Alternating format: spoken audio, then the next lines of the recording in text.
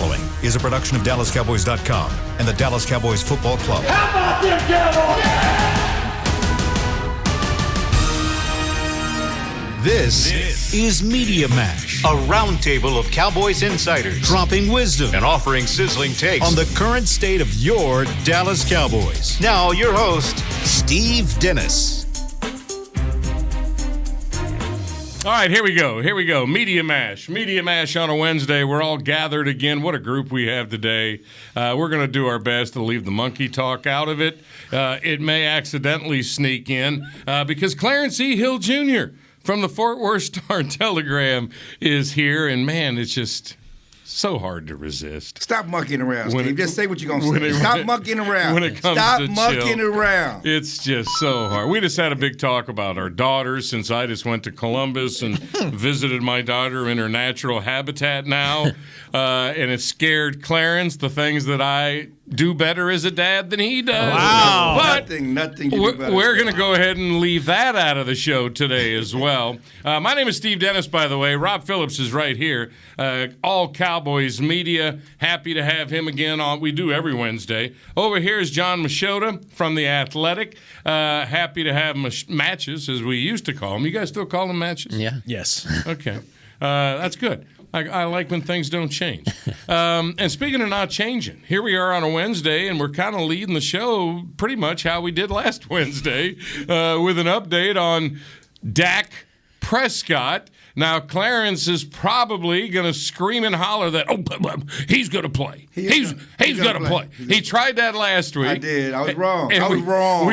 We tried to get him off of that a little bit, but here we are again. He's going to play. So we'll just whoever wants to go first, is he in or out against Denver? Let's go. Yeah, he's in. They didn't do anything more today than they did last week, just because it's a shortened practice, because they had the Sunday night game, and they wanted to spend more time watching film, watching the Broncos.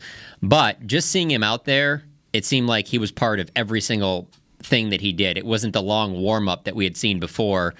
He did do his normal warm-up stuff with Britt Brown on the side on the resistance cords, but it wasn't the long one that we've normally seen. And then he was just going through the regular drills, leading them like he normally does. And so it looked more like they're preparing for him to be the starter. We'll know more tomorrow, obviously. But there were just things, like particularly before the game, watching them warm up, where you're like, oh, I think Cooper Rush is starting. Just the order that guys going and stuff like that wasn't like that. But today's practice, he was going one with everything. Yeah, Dak said last week, these thresholds that Mike McCarthy talks about, he's not really sure what those thresholds are. But Mike said today... What are they? I don't know what they are either. But Mike said today, basically, he's past them. He's cleared to go. Now, they said if... he would have been limited today if today was a normal practice. But the goal is, if everything checks out tomorrow morning, and they think it will, then they're back in pads Thursday, and he's full go. And that's a great sign for Sunday, I would imagine. I'm like one of those Steve Dennis predictions where they might not be right last week, but they're right this week. Dak is playing. Sometimes I have a week off. I'll give you that. Dak is playing. I mean, everything he's done. And the bottom line is this.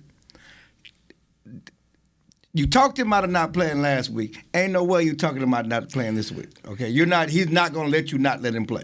Right. And to me, that I'm glad that my whisperer abilities still work occasionally. When he said that if it were a playoff game, he would play, that was him saying, don't test my manhood. This is not on me. He wanted everybody to know this is not against my manhood, because I'm playing if I have to. Which means they made a decision already. He already knew he wasn't playing, in my opinion. The rest of it was just I don't think he knew at that point last week, but I do.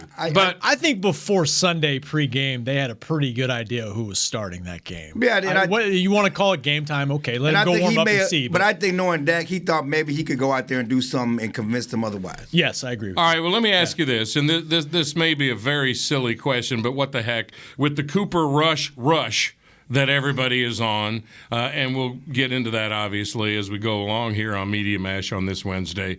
Do you think that makes a difference? Because now he was able to win a game without Dak. If they are, as they were, hesitant to put him in peril for the rest of the season, now that Cooper showed what Cooper can do, and everybody's so excited about Cooper Rush, we're just rushing. Is that part of it? Are they thinking, maybe Denver at home, one more game? No, that makes some sense. I don't think that's going to happen. I think that ultimately this is your franchise quarterback, your $40 million man. He's going to be the starter. But what Cooper Rush did, and as you mentioned, the team that they're about to play, it makes sense that you'd consider, hey, Dak, you sure? Because we might be able to get away with another week if you rest in this thing. Because I had heard some when this happened, there's all these people that, medical experts that throw out different things. And I had heard that 4 weeks is what you hope for with this type of injury. Well, that would give you 4 weeks if you wait another week. I just don't know that you can keep him on the sidelines for another week. And with everything, the way it's rolling, I'm with Chill though. So I was wrong. I didn't think there was any way. Like even the way he came walking in the stadium, I was like, man, he kind of looks like he's down. I still think he's going to play. I still think he's going to be. There's just no way. And then he didn't, so I was wrong there. But I'm kind of with Chill. I got to double down on this. That I can't say you keep him out for 2 weeks in a row. It's hard to see. Although they're playing a team that Denver's 4-4, but they're averaging 19.6 points a game. So it's going to be hard for them to keep pace with a Dak Prescott led offense. Even if Dak's not in this game, I think it's going to be tough. It's going to be tough for them to manufacture points against this pass rush that they've shown. But yeah, I think if Dax shows enough this week, I can't imagine him not playing in this game. Dak's like, oh, Von Miller's gone too? Yeah, I'm definitely playing. That didn't work out that badly. I was discussing it with somebody that said, oh, Von Miller's not the same player. This isn't going to make that big of a difference. But those draft picks that they gave up to get him, Cowboys don't have to worry about them this week. So it's a win-win. I mean, who cares about the trade? Von Miller's not going to play against the Cowboys. That's all that matters. But let's get into this. Let's explore, since you didn't think it would happen, and your eyes are wide open now, let's explore what a huge decision it was and all the levels that made it a huge decision. And good, that's right in my wheelhouse. I wrote a column about that. Sweet. Today, and to me it was an organizational win. This was an organizational decision. They, as an organization, that just tells you about this organization, how they're handling things, and they talk Dak out, or they went against Dak, Mike McCarthy, Britt Brown, Stephen Jones, because it's about the big picture. The Super Bowl is at hand. Let's be honest about it. Let's just be upfront about it. This is a team that has legitimate hopes to make a run for the Super Bowl for the first time since 1995. They are in that small group of teams that can do that. And if they can nip this in the bud, so Dak, and not be something that can linger, let's do that so Dak can be there for the bulk of the season.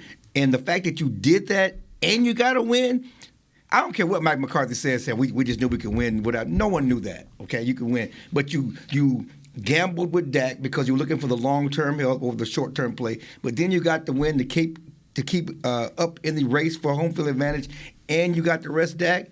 It's a great organizational win for the Cowboys. But Chill, this is the Cooper Rush that he sees every day in practice. Oh, but he real was quick. glad we could see it. Real quick, but I do have to say, because we have talked on here many a times about, what does Mike McCarthy get credit for? To Chill's point, everything he just said, that is the feather in the cap for Mike McCarthy. Like he is clearly bringing that in. That way, it just, not to say that Jason Garrett didn't care about the health of the players and things like that, but that is on the forefront with a Mike McCarthy program. That's very clear.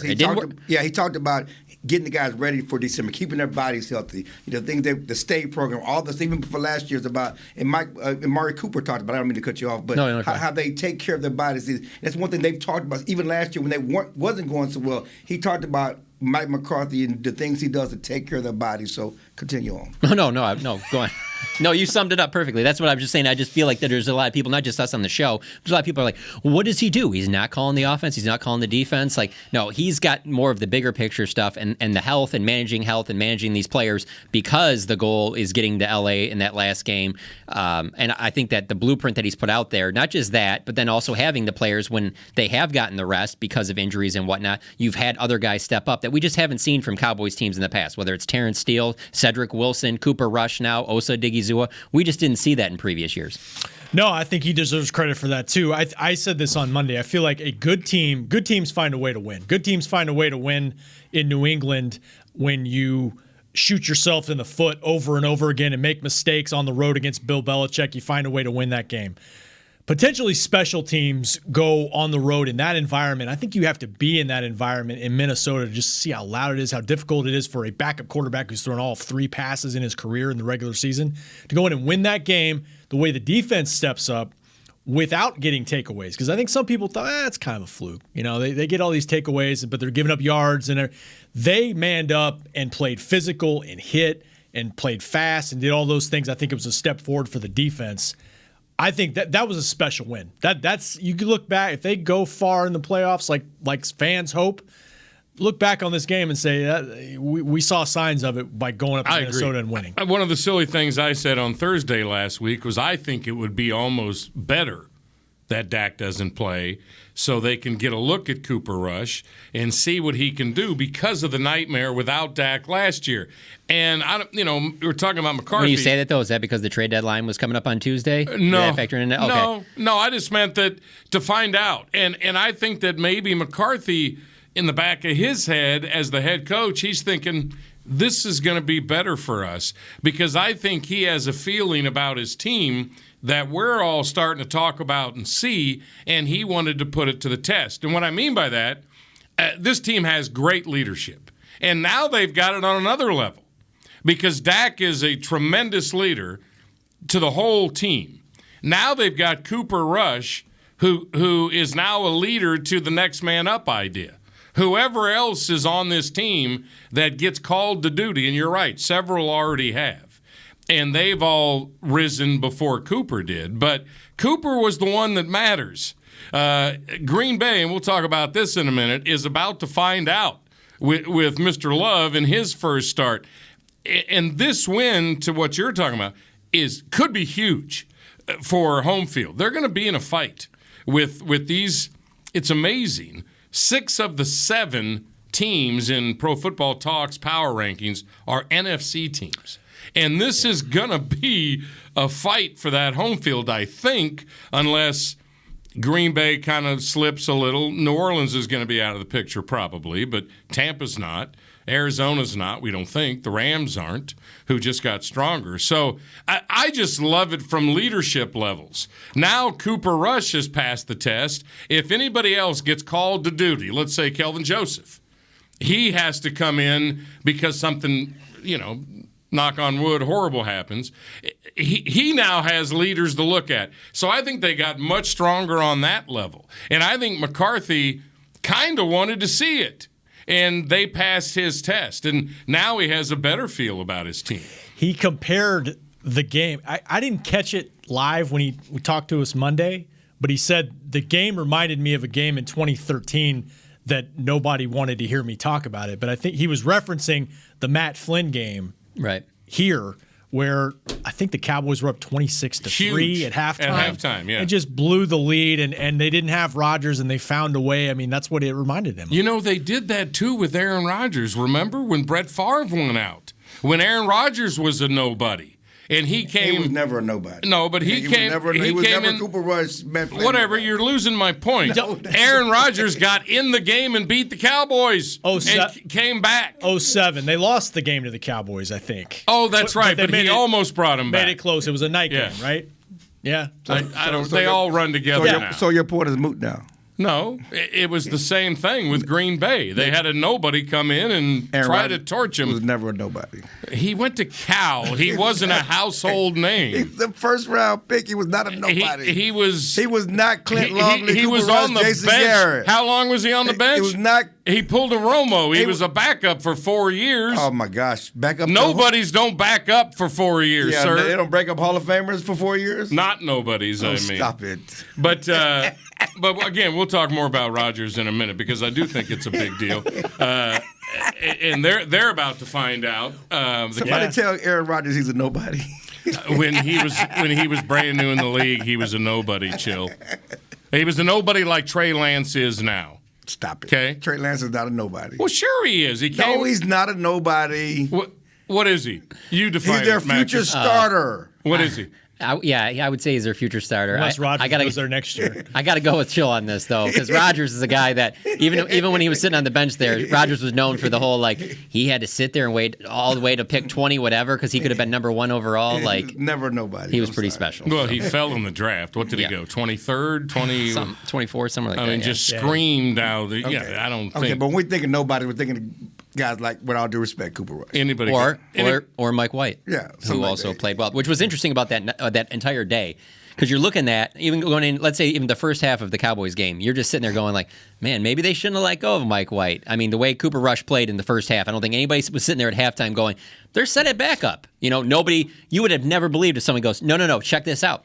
He's about to throw a 76-yard dime ball down the middle of the field to Cedric Wilson. And then here's the other thing. They're going to this game is going to get boring for a while, but then when they need to score a game-winning touchdown in a 2-minute drive, he's about to march them right down the field. It just is unreal, how that all unfolded like that, how it just changed like that. Yeah, take the trade deadline talk and shove it. Right. Because that was going to be the talk Monday if they lost Go get the Andy game. Dalton. Yeah, Go get Nick Foles. Exactly. Really, with Andy Dalton? I'm just saying, if the way he looked in the first half, you would have taken anybody that at least had some experience playing in a game. I do find it interesting that teams that are pretty good who have just lost their quarterback, Saints, they're okay with Peyton goes, it'd be hard to get another quarterback in here. There are some better options, I think, than Trevor Siemian and Taysom Hill. And you're 5-2, but that's their problem. That's not our problem. We'll see how that goes the rest of the way. But real quick, again, big win for the Cowboys as they worry about home field, and it's going to get tight. Green Bay, this Aaron Rodgers news today. Since it happened today, let's just go around the table on this real quick before we get into the meat of this win in Minneapolis and what major proclamations we are prepared to make. We'll do that next segment. Aaron Rodgers in trouble with the league? Is he in trouble with the league for misrepresenting his vaccination situation? No, because the league knew. He just lied to the media. Why would he be in trouble with the league? According to the reports. That's what it sounds like, yeah. According to reports, and I misunderstood it initially, he had been acting like and going through protocols for unvaccinated players in the locker room. That's what Rappaport said. Yeah, right? so they didn't. The team knew, the league knows. So this was not what we think it is. He just lied to the media. That no one cares if him lying to us or playing fast and loose with the truth with us. But I remember preseason he wasn't wearing a mask, hanging out with his team, and that's against protocol. Well, then that's on the team and who allowed him to do that. But again, from what I understand, I actually talked to a Cowboys staffer today because, we've seen him in interviews with no mask on. And it's my understanding that the league changed protocols midstream that you can do interviews without a mask. Because it was interesting today because after the Rodgers news, I saw Keenan O'Neal do an interview with us without a mask. And we know he's unvaccinated. And according to the Cowboys, that's okay. And so we've seen Aaron Rodgers do a lot of interviews this year without a mask, and that's not running afoul of league rules. And we all have to wear masks. I think that he's bad. Yeah. So when we're talking to him, all of us are all wearing masks. But I mean, now it's not a normal. We're not even as close as you and I are right now. I mean, there was a distance that you have to keep from the player. Right. But I've noticed that too, that no one's really wearing masks. But I don't think anybody cares that if he's lying to the media. I mean, he's Aaron Rodgers. Well, the other level here is Green Bay fans are probably not real happy with their quarterback. Lamar Jackson got some. Well, they should be. They're not even on anybody should not even be talking about the Green Bay Packers if they don't have Aaron Rodgers. That defense is not good. Everything that they've accomplished over the last decade or so since he's been there, he deserves more credit than probably any other quarterback outside of Tom Brady for the success they've had. Totally agree. They cannot be mad at him because they're nothing without him. I'm sorry. Because he didn't get vaccinated, they don't have him for a game. And that's the thing about we've been talking about since the beginning of the season. If you're a leader, why would you put yourself in jeopardy of missing games? That could ruin your season. That can ruin your season. That's fair. That's what we've been talking about, and that's the thing I've been talking about. The thing that Michael Irvin harped on before the season. If you're trying to win a Super Bowl, and any player should not put themselves in jeopardy of missing games because of they didn't get vaccinated, especially a quarterback. Well, okay, I don't cover the Packers. None of us do. But I read a report that's maybe it was ESPN that said he sought like an alternative treatment or something. I'm just saying, maybe he did. It doesn't You don't matter. know, That's not. maybe it's a medical condition. You don't know. But my You don't point know is, for it sure. doesn't matter. It's a because home treatment, basically. It doesn't matter because that's not proved by the league. Yeah, they ultimately decided that doesn't count. Yeah, he petitioned and they It's said not no. approved by the Why league. would that be safer than just getting a vaccine? Though? It's not approved by the What kind of league. medical background do you First know of all, on this at home thing? Stop. It's not approved by the league, so that doesn't matter.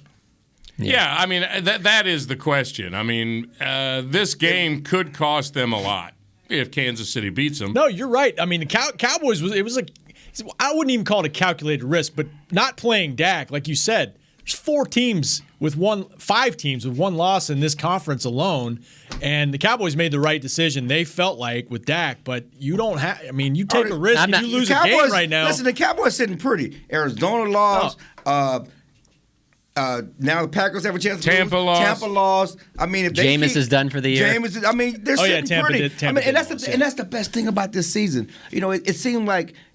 This is not a season in which the Cowboys things are going well for the Cowboys. They've had their own adversity, but they've been able to overcome the adversity. You're losing Dak and you know, I want to say D-Law, and they've had injuries and everything else. All right, bite your tongue. Hold it. That's exactly where we're going next. We got a 2-minute timeout to take. What proclamations are we going to make after seeing this game? And Clarence is leading us to what are we thinking in terms of how special a team this may be? That's next on Media Mash.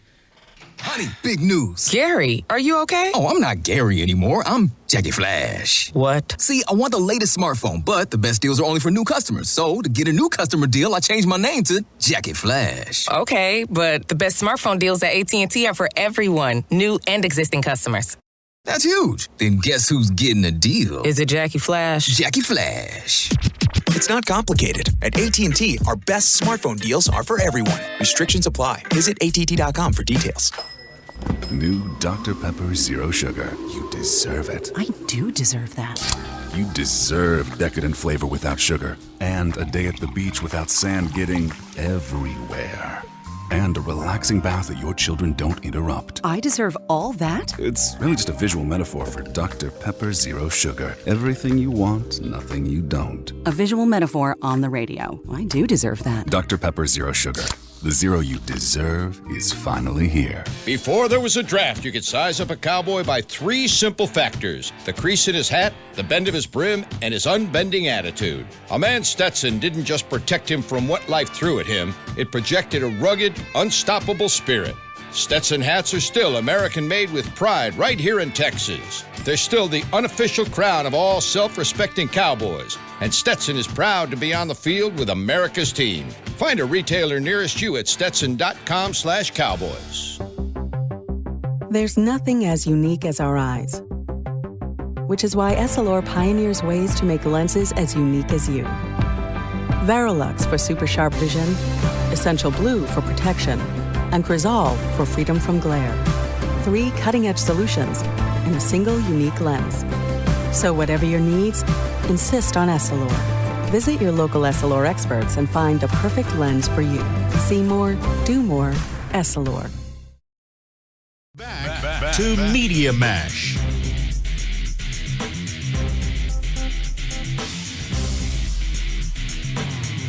Oh, man, it's too easy. It's too easy. It's a layup. Chris Beam, our producer, he's here all day for all of the podcasts that you enjoy.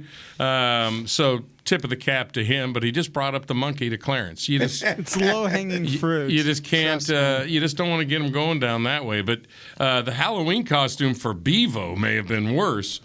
I missed that one. Did you?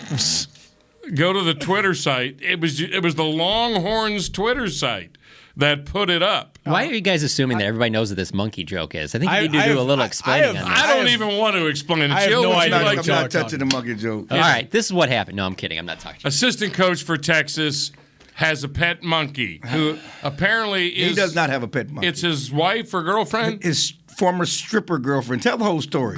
Stripper girlfriend. The monkey attacked a Halloween trick-or-treater. Her name is the pole assassin. It's not just about sorry? the monkey.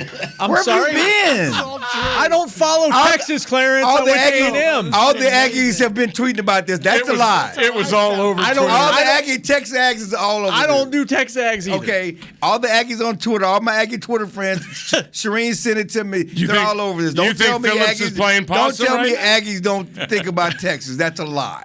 I did this.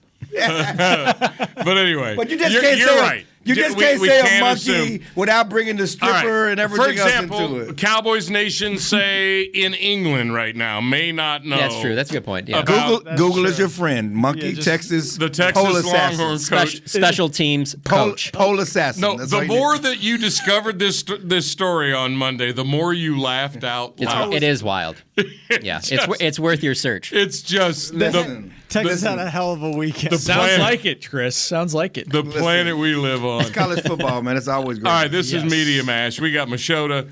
We got Rob Phillips. We got Clarence E. Hill Jr., better known as Chill. My name is Steve Dennis. Here we go. 20-16 Cowboys go up there. They beat what we thought was a pretty good but yet desperate Vikings team now. Clarence, you were headed somewhere, and my idea for this segment is to see if any of us have any major declarations we're prepared to make after that big win to get to 6-1. I mean, the schedule the rest of the way for the Cowboys, if you throw out Arizona and maybe the Chiefs, now that the Saints are going to dive. I wouldn't sleep on the Raiders, though. I That's not going to be a on walk in the park. Thanksgiving? Yeah, I don't think that's a walk in the park. I would not sleep on the Saints at home regardless. Yeah, that's night game in New Orleans. I mean, they did beat Tampa Bay with Trevor Siemian. Yeah. And that defense is damn good. I think the Cowboys still lose in our 3 games. You know, I don't see them finishing 16-1. I think the Saints. They're 5-2 right now. My guess is they will lose 9 football games. No, well, okay, or 8. I guess minimum. Again, my point is the game in New Orleans on the road at a night game is not a given. All right, we get it. That's all we're saying. But they do have an easy schedule, no matter how you cut it. And that's what I was. They're 33-40 record. They're the remaining games, and toward the back end, the final 5 games with Arizona 7-1, it's like 16-24 because you're playing 2 and 6 teams every week.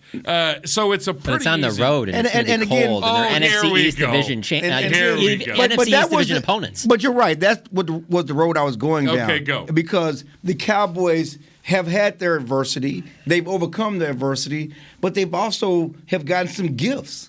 Kansas City is not what we thought they were. You know, the Chiefs are not. I mean, again, you brought up New Orleans. They're not what they thought they were. The NFC is not what they thought they were. I mean, Dak got hurt, but yet he got hurt during a bye week, which allowed him time to heal. You know, things are coming up pretty good for the Cowboys. They're living right. You know, they have a chance to get their best players back on defense, like a DeMarcus Lawrence, like a Neville Gallimore. You know, so all right. Well, since you're saying all that, I got to ask you this: do you think that Devon Miller going to the Rams is good or bad for the Cowboys? Because who really cares about this week? I agree. Whereas, down the road, no, that is bad for the Cowboys. But that's the only thing. Because when you said that, it made me think of what didn't bounce their way. That is bad for the Cowboys. But I'm just talking about from the things the Cowboys can control or not control. Right. And they don't play the Rams. I'm just saying. But I'm saying that if they want to do what they want to do, they're probably going to have to go through the Rams. At some point. Right. But yeah, but they'll be happy to get there. Let's have that conversation when they get there, and that's most likely going to be in the playoffs, and most likely will be in a game later in the playoffs if things keep going as they are. They will not say they're happy to get there at that point in time. No, but the bottom line is, I talked to a Cowboys staff the other day, and they said, yeah, but I'm just glad it's not Devon Miller a couple of years ago. Right. Yeah. He's not the same, but he's still effective. No, he's still effective. DeMarcus Ware wasn't the same when he went to Denver, but when you added him to that, the Cowboys will counter. They got DeMarcus Lawrence coming back to go with Randy Gregory, whatever. I mean, that's the thing about it is, yes, the trade deadline, they improved their team, but the Cowboys have a chance to greatly improve their defense. Let's be honest. You know, Neville Gallimore and DeMarcus Lawrence coming back to this defense that's playing the way they are, that's a huge step forward for the Cowboys. This defense can get much better.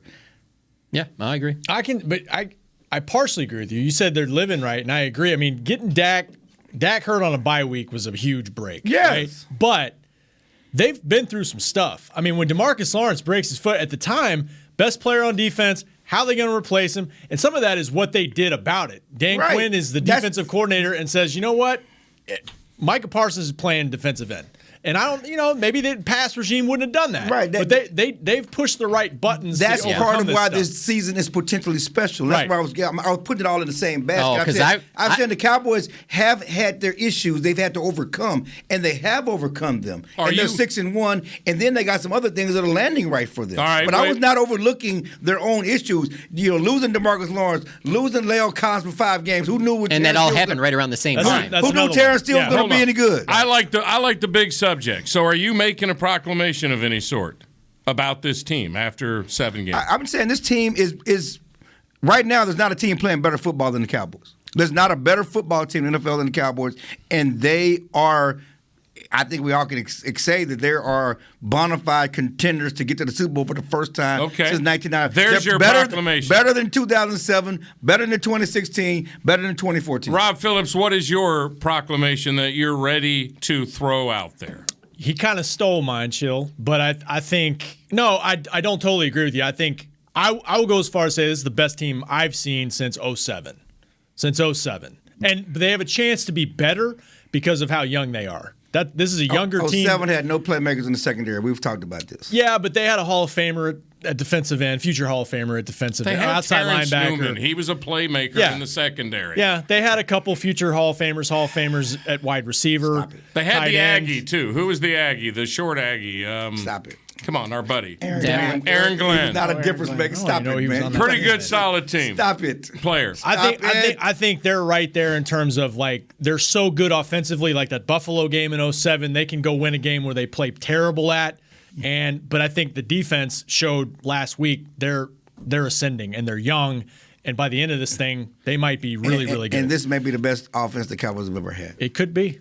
This is the best receiving core. Machota. It's better than 16. So what is your proclamation? Let's put it in headlines. Best team since 07 at least, because 16, they were great and they won 11 in a row, whatever it was, but Dak is a much better player than he was in 16. And before you go there, I'm going to let you go there, but just 07.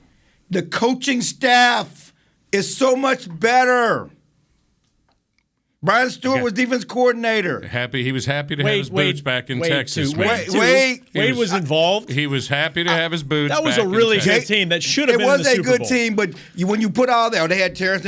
Let's add the coaching staff. Let's add the difference makers and offensive coordinator and defense coordinator. I agree with you about the coaching. I'm going to defend the 07 team with Rob. Parcells built a hell of a roster. Now, he left it, especially when you consider they were 5-11 3 years in a row. He built a hell of a roster. They were the best team in the NFC that year. Starting running back was Julius Jones. And the years run together for me anymore. I have to have it written down. But was Mike Jenkins on that team at the other corner? No. Who was the top draft pick? No, he was not. I think so. They had 13 Pro Bowlers the starting cornerbacks was Jock Reeves and Terrence Newman in 07. I'm just looking at it. I just looked it up. Oh, that's right. Jenkins was 08. Mike Jenkins and Felix Jones were. They were in that class. Yeah, okay. So I'm just telling you, it's not even close. The talent-wise, or the coaching staff. Well, it's kind of the linebackers were Brady James, Aiken Adele. Okay. Okay. When this Cowboys team gets to 13-3, then maybe you can say that. It's a little early for all that. We're asking about proclamations. They had a bye. Now, if they don't gag against Eli, they could jump past 07. And they're not going to Cabo. All right. Machota, your proclamation. You got one? Yeah, I mean, I don't know if this is bold or not, but I think that Mike McCarthy is going to win Coach of the Year. Wow. And I don't think it's bold just because right now he's a favorite in Vegas, and I just think that it's going to keep rolling, and he's going to get the credit that he deserves. And it might be bold for me just because I really didn't – the whole first year he was here, I just was really like, I don't see why this was – being, I don't know, I guess I gave more credit, just as you heard earlier, to Aaron Rodgers. I thought he was the whole reason why everything was working in Green Bay. But what Mike McCarthy has shown this year in kind of letting guys do what they have to do, whether it be Dan Quinn, whether it be Kellen Moore, whether it be the players, and how he's focused on keeping this team as healthy as possible, and then also allowing players to step up, playing younger players, building the roster going forward. I mean, he just deserves a lot more credit than he was getting 6-7 months ago. I mean, 6-7 months ago. But I just don't have anything bold to say about the team because even with that win, all that win showed me personally was that that they have a backup quarterback, because everything that they did in that game is what I thought they were anyway. I already thought they were a Super Bowl contender before that game. That game didn't change anything for me. So I would say that as these games keep unfolding, I think it just keeps increasing, I guess, my approval, I don't know, of Mike McCarthy being a good head coach. This is where I remind you that you looked at me a little funny last Thursday, where my favorite thing was that the coaches actually give this team an advantage for the first time in years. And I tried to give McCarthy credit, and you guys were hard. You were hard on me when I came to that. You wanted to yell about Randy Gregory. My favorite thing here we go. Was about the coaching advantage. Now, I don't have a major proclamation, but I do want to say Shocking. this. And three specific things that happen in this game. They say it takes a village to raise a kid. I think it takes a village to be a really good football team. And this team has a village. I mean, every player, village people, that takes the field contributes. They don't win this game, in my opinion, if not for that play Cedric Wilson made, first series of the second half, Chris, when both teams get the ISO camera on Clarence. When both teams were totally lethargic. Would you agree? First half, yeah. Both teams horribly lethargic. Okay, Cedric Wilson, 73 yards, touchdown, pass. Third play of the second half. They don't win this game without that. You know why? Because it made them all believe in Cooper Rush now. Their energy level shot through the roof, and Minnesota stayed lethargic. They did not match the Cowboys' energy that play from Cedric Wilson gave them. Cedric Wilson, part of the village. I got other examples. Zeke Elliott, after Mike Zimmer made a horrible snafu that people aren't talking about enough, the back-to-back timeouts when they had a 3rd and 16, and he turns it into a game-changing 3rd and 11. That's more about the team he coaches. They're not on that. If he did that for the Dallas Cowboys, it would be the biggest story in football absolutely. this year. But the key there was the play Zeke made, and you cannot lose track of the importance of that play. Not only does he deke two guys, he then went power and ran over two guys. He ran through him. He said today that's a top 5 play in my career. Phenomenal play. And they don't win the game without that play. Well, they might have in overtime. They would have kicked the field goal. There's like 10 plays in that game that they win. Right. I don't know that they win it without. They don't win it without that bobble that bounces off Rashad Breeland's shoulder that Amari catches. That gets everything rolling on that drive. Everyone always says when you're trying to do a game-winning drive, the most important play is that first play. First one to get the chains moving. One more thing I want to point out, and this is kind of my proclamation that makes this team different to me, and it has to do with the defense. And, we can talk about the fact that Minnesota had a 3rd down conversion on their very first 3rd down. Third play of the game, and went 31 yards to Conklin. And after that, they were 0-13 on 3rd down. You don't win football games going 0-13 on 3rd down. But anyway, the final drive where they took the lead 16-13. First and goal at the 4 after 33 yards of Cowboys penalties. Basham, Gregory. 2 of those were horrible calls, by the way. But it happened, and the Cowboys' defense is reeling. They've got 1st and 4. They're going to score this touchdown. No, they're not.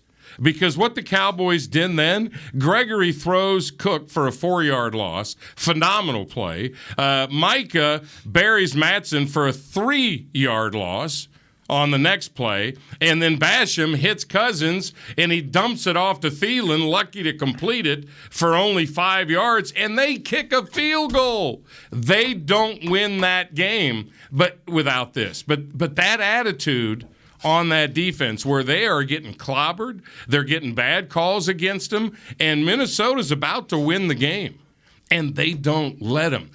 My declaration is, this team has, I don't know if they're better than 07. Obviously, the 07 team lacked heart. They went to Cabo when they should have been studying football, and they got beat by a divisional rival in their own stadium after a bye. So you could question that team's heart, but this team has that.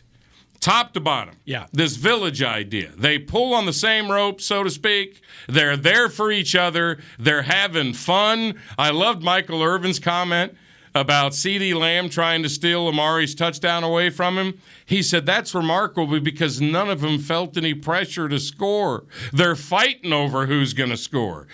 Great comment from Michael. That's what this team has, and I don't know, that kind of quality may end up in L.A.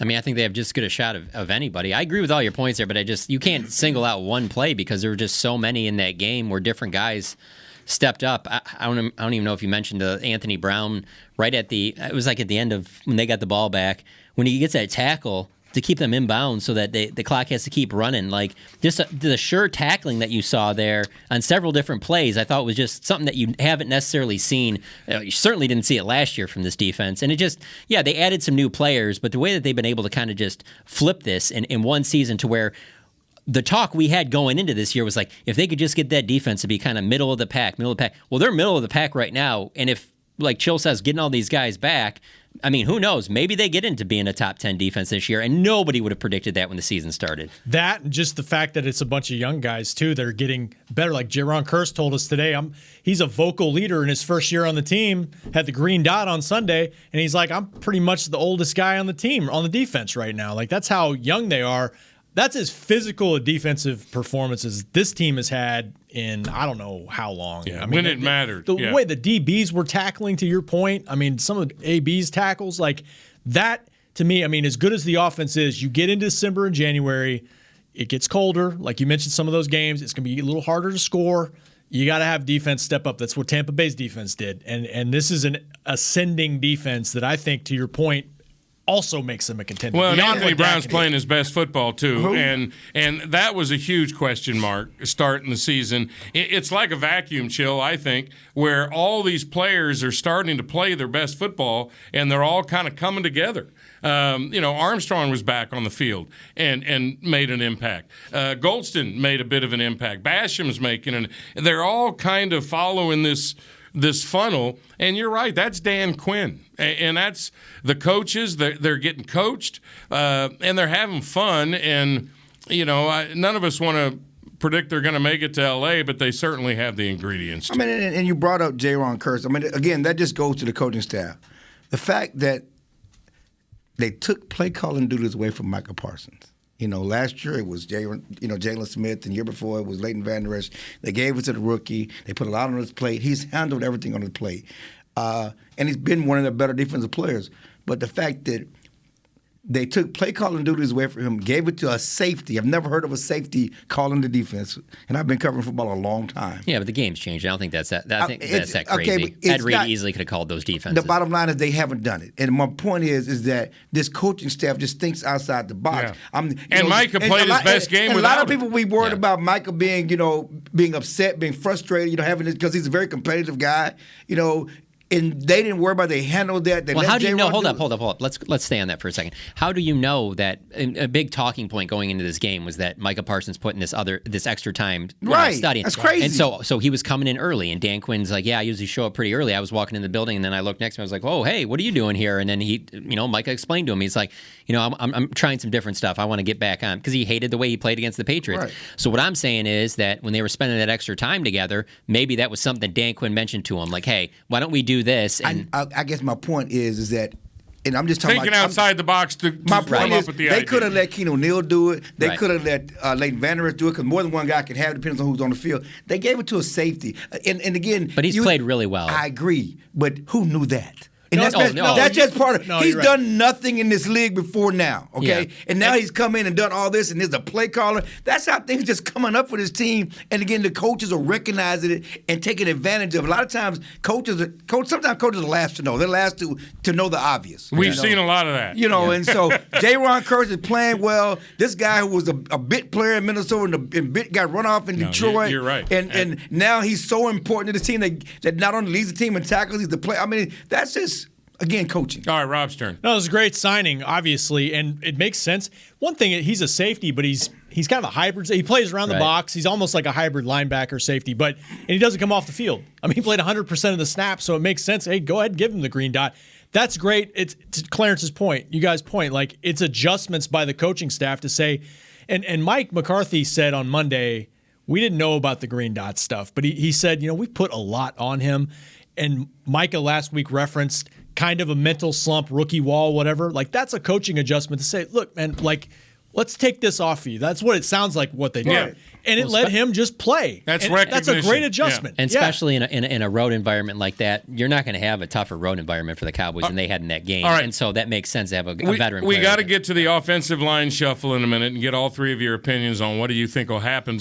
But just to tease that, speaking of coaching adjustments, I love a coaching staff that surprises you. Are you kidding me? Just to keep Lyle Collins happy, they come with this Hulk formation with McGovern and Lyle. Would they play six snaps in that formation, something like that? I mean, something cool like that we have never seen. No, that's cool.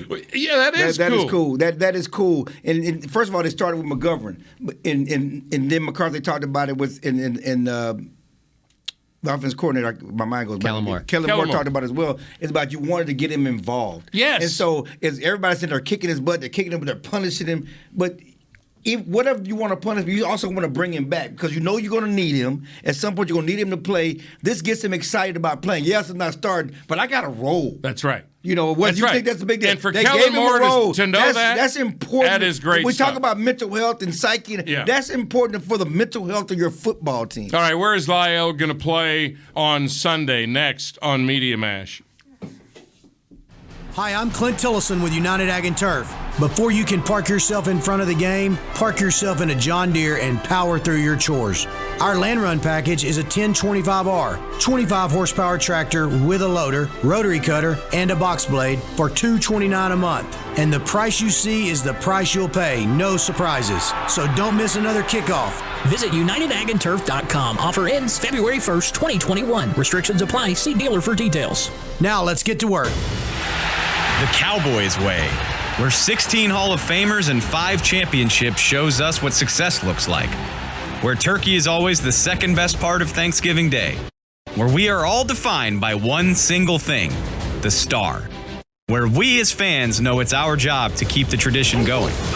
Bank of America is proud to be the official bank of the Dallas Cowboys and to support the quest of living life the Cowboys way. Copyright 2020, Bank of America Corporation. Want to use what the pros use? How about the official men's skincare brand of the Dallas Cowboys, Jack Black? Right now, you can get the Jack Black Starter, a curated collection of Cowboys locker room favorites for just $10 with free shipping. The starter includes 4 Jack Black skincare favorites, plus a full-sized intense therapy lip balm. Go to getjackblack.com/Cowboys and use the code word TEAMJB. That's getjackblack.com/Cowboys. The Jack Black Starter, $10, free shipping. Honey, big news. Gary, are you okay? Oh, I'm not Gary anymore. I'm Jackie Flash. What? See, I want the latest smartphone, but the best deals are only for new customers. So, to get a new customer deal, I changed my name to Jackie Flash. Okay, but the best smartphone deals at AT&T are for everyone, new and existing customers. That's huge. Then guess who's getting a deal? Is it Jackie Flash? Jackie Flash. It's not complicated. At AT&T, our best smartphone deals are for everyone. Restrictions apply. Visit att.com for details. Back to Media Mash.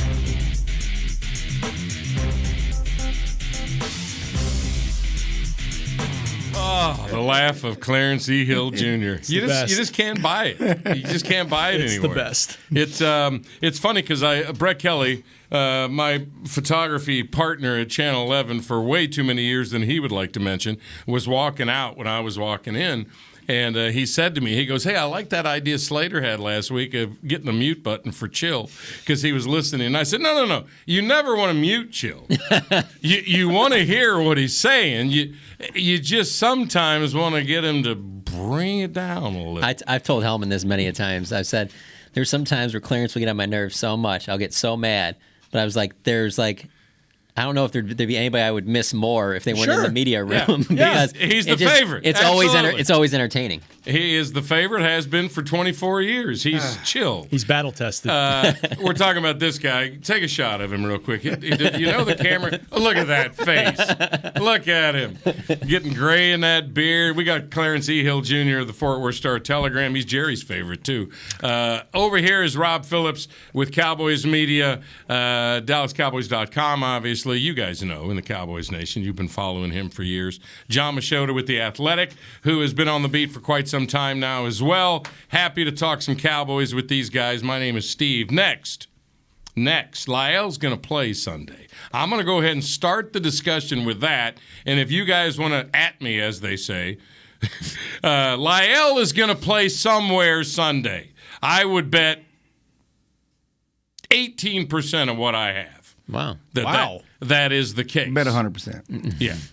So the question is where? Let's go Rob first. Clarence, go ahead. Clarence, okay, Clarence first. Seniority. He's playing right tackle. Terrence Steele is playing left tackle. That's what they showed in practice today. That's what someone told me yesterday that was going to happen. Terrence Steele is the only one who's taken snaps at left tackle in training camp. And Lyle has never taken any snaps at left tackle. It's going to be Lyle Collins, right tackle. Here you are being definitive again on a Wednesday. So 2 weeks ago, during the bye week, we got a chance to talk to the coaches.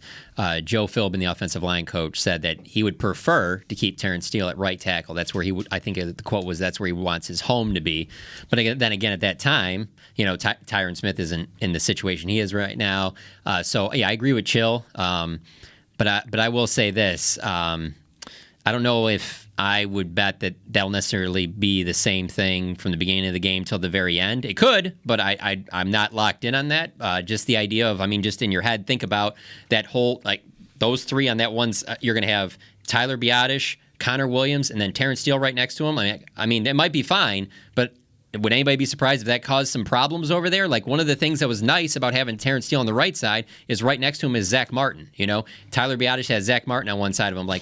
You just got, I don't know, that's not exactly dominant play you're going to have on Dak Prescott's blind side. And the point you could be making there is Terrence Steele has been very good, maybe because he's got Zach Martin next to him. I'm sure that and Lyle doesn't need that much help over there. So maybe, but I don't know. Real quick, before you go, Rob, you guys follow this stuff. I never liked this part of football. Does anybody know how Nseke graded out? Not well. He did not grade out well. From what I've heard, he did not grade out very well at all. Did you watch the game? I did watch the game, and I don't think he played visibly poorly. I think they would like him to stay at swing tackle where you have a certain number of plays as opposed to him having to play 60, 70 plays. So that's why I don't know that he would be a real – I think it comes down to it would be you're either going with Terrence Steele over there or you're going with Lyle Collins over there. And to Chill's point, Lyle hasn't worked there. Lyle hasn't played left tackle since LSU. And so I understand why you would go with Terrence Steele there first, but I'm just saying, Connor Williams hasn't necessarily been great all season long, and you're going to have him right next to him. And again, it's Dak Prescott's blind side, But to that point, I don't think this Tyron Smith thing is just a week or something. They need to start working on something that they can kind of build some cohesiveness with, because Tyron Smith could be out for a while. Or in and out for a while. Yeah, if we're just going off of repetition and playing on the left side, it would be Ty Nsekhe because he's played there more than anybody, but the fact that we're talking about Terrence Steele and Lyle Collins, I think, which is just so wild going back to last year that we would be talking about Terrence Steele like this. No, for real. It's so crazy. It's probably the most surprising thing that's happened since I've been on this beat. So that's 2010. Oh, you said since Dak keeping the job over Tony. Yeah, that surprised me. But this has topped that. Yeah. Because at least those guys are look at how well Dak was playing. And that's all we had seen of him with the Cowboys. So that's at least understandable. We had all of last season of Terrence Steele to watch. Right. We never saw Dak being bad.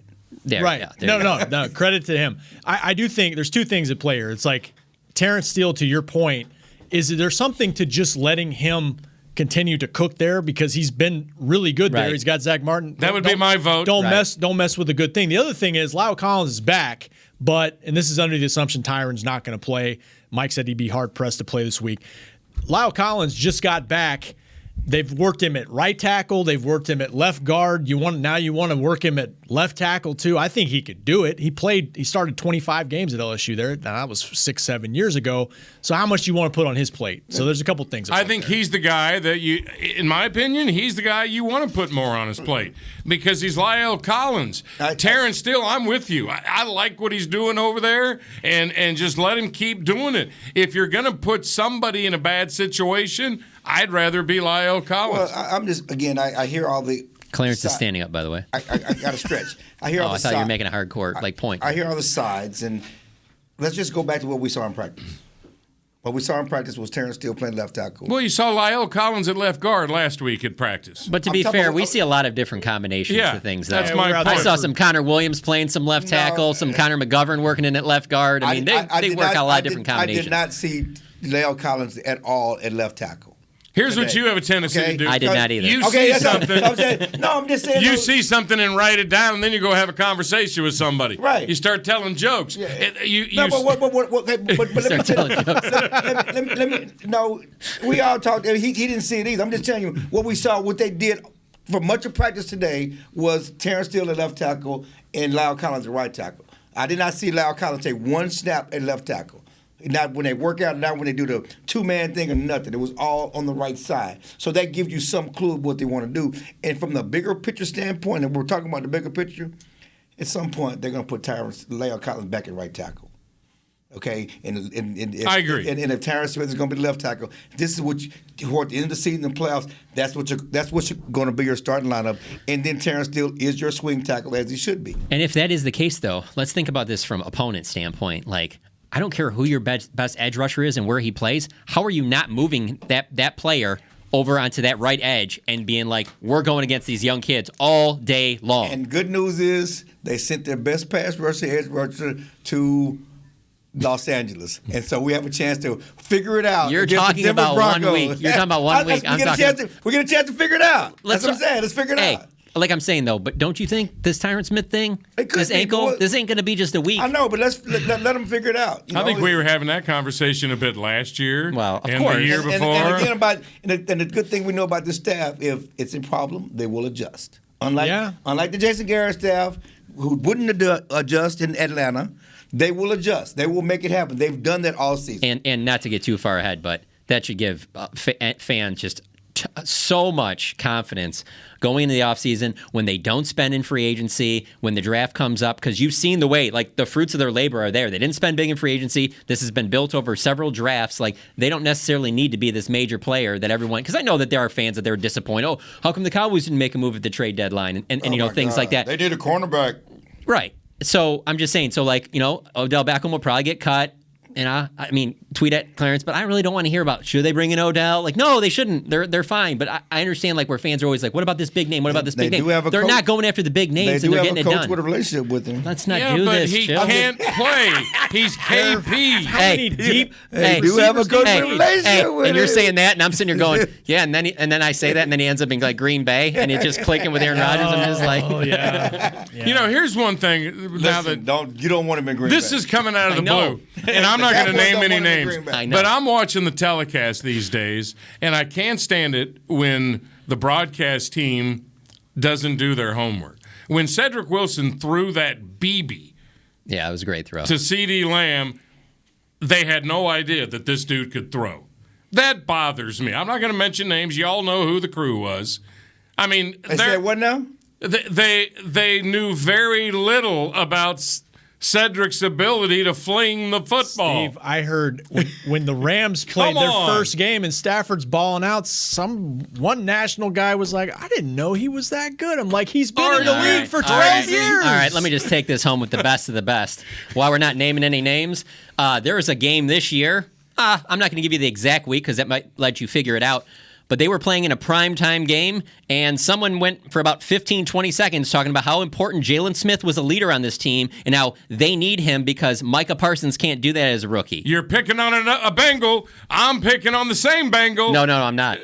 Wasn't it him? I'm picking on a Wolverine, actually. Oh, I thought it was Collinsworth. It wasn't Collinsworth? He's talking about Monday night. No. He's talking about Greasy. I thought it was Collinsworth that went after on the Jalen thing. Because I remember making a mental note on that, too. And maybe it it was him too. But I'm talking like this went for like 15 seconds where I was like, I don't know, like I certainly didn't think he was about to get released, but like he gets released like 2 weeks later, just like, who were you talking to that got that information that he was the leader of this defense and that Micah couldn't do what Jalen could as a leader? Like I don't know where that. But anyway, from. back to your point about Beckham coming to Dallas and how ridiculous that is. Gallup is coming back, and they've got Cedric Wilson, who needs to be on the field more, not less. Absolutely. And you're going to bring Beckham in to ruin that? Come on. I mean, both those young kids are so much better than Beckham. One problem they don't have is wide receiver. Yeah. It's just not a problem. He's KP now.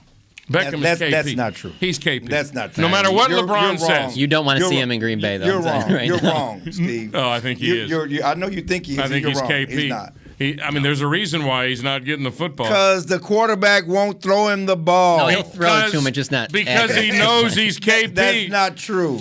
You don't know what you're talking about. All right, quick comment. We're going to tease the show a little bit tomorrow. Oh, so you're going to jump on the Beckham bandwagon now? Yes, you're wrong. And you're going to ride that train? Okay, somebody make a note of that. Are you on the You're not saying that you want him in Dallas, though. No. That's not what we're saying. Somebody make a note of it when Beckham goes to another team because he just got booted off Cleveland. Somebody make a note of it when Baker wins anything. Yeah, I'm not talking about Baker. No, we are talking about Baker. No, we're talking about Beckham Jr. When he goes to another team and can't play, Baker can't play. I will bring it up. Yeah, he's going to go to Green Bay, and he's going to be able to play in Green Bay. He won't. No, Randall Cobb's a better player. That's than a he is. lie. Well, I wouldn't go that far. He is done.